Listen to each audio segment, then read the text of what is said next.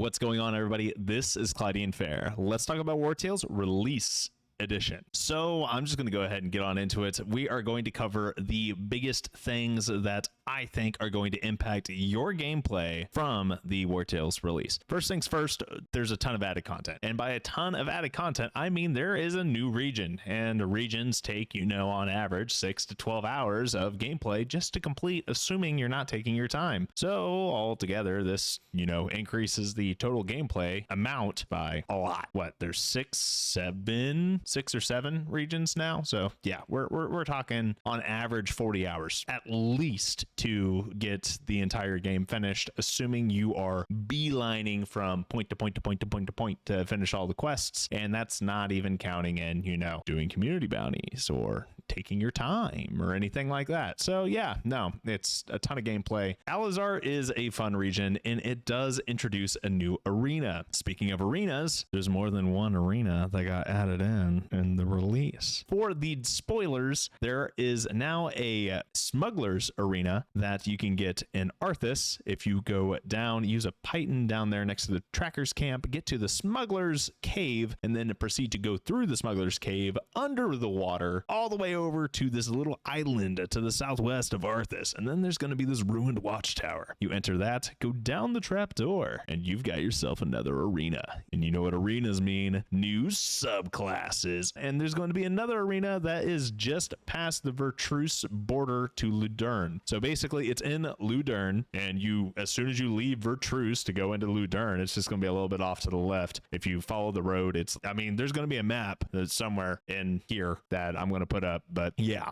it's hard to miss, guys. It's really hard to miss. Anyway, 3 arenas that got added in. We're looking at 3 subclasses that got added in. Altogether, I'm going to go ahead and just plop up all of their skills and whatnot here. There's nothing super awesome to write home about, but there are some really unique passives. I'm not going to go too in depth on it in this video because that's what my build videos are for. And look forward to seeing some updated build videos that are going to be coming out in the next couple of weeks. Anyway, moving on from that, the level cap was increased to 12, which means new skills. So what are these skills? Well, they are called Bravery skills. They are essentially the cornerstone or capstone of your units, and they have an active version and a passive version. And obviously the active version does something really cool, but I feel like the unsung hero here is the passive version, because you can only use the active version once around, and if a unit has used their bravery active in the battle, they can't use it again. But the passive is a passive. It's always there. So what exactly is this level 12 passive? It's anything from within your skill tree of that unit that you haven't already picked that isn't the actual subclass selection. That's right. If you wanted to, you could have Valorous Support and Valorous Audacity on the same unit. I'm not sure why you would want that, but you can. Or you can have a Swordsman that gains riposte and deflection upon engagement. Oh yeah. I'm going to let that marinate for a second there.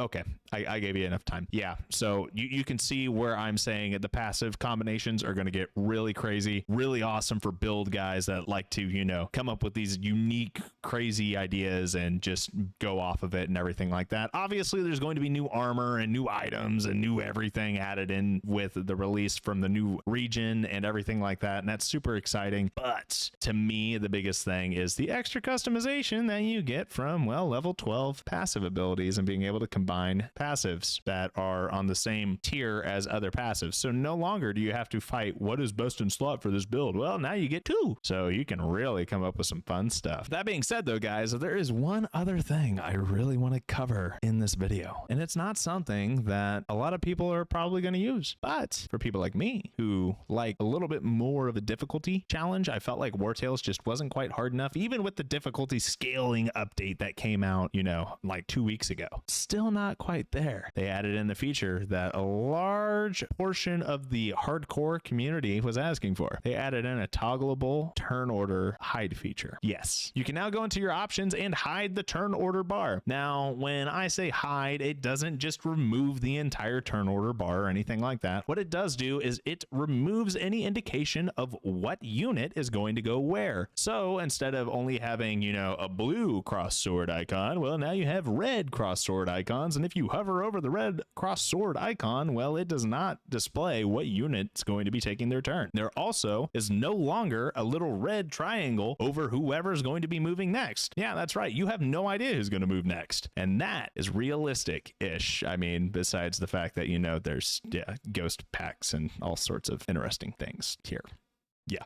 But that adds in an extra amount of information that you just don't have anymore, and it's going to make the game a lot more challenging. It's going to mitigate some of the glass cannon meta. Obviously, people are still going to run in one shot due to power creep. That's going to require some balancing issues that, honestly, I mean, that's not going to be covered in this released version or anything like that. I haven't noticed any major balancing tweaks. They did most of that in the last community update. Anyway, guys, that is all I've got for this video. If you would like this video and would like to see more videos such as this, make sure you subscribe to the channel and make that number go up, and like the video. Tell me what you guys are most excited for in this release in the comment section. Anyway, guys, that's all I've got. Thanks again for watching this video. I hope to catch you all in my comment section or my live stream chat. And until next time, have a good one.